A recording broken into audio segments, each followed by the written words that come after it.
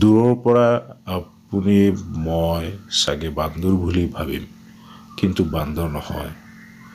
তেখেত এজন মানুহ, বিজুলী কাৰ্যালয়ত কাম কৰা মানুহ।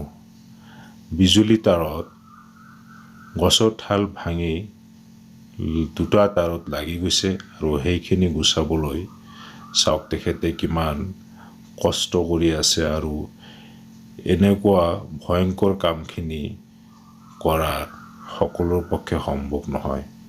জীৱনক বাজি ৰাখি তেখেতসকলৰ নিচিনা মানুহে আমাৰ বাবে কষ্ট কৰি আছে আৰু কাৰেণ্টৰ যোগান দি আহিছে।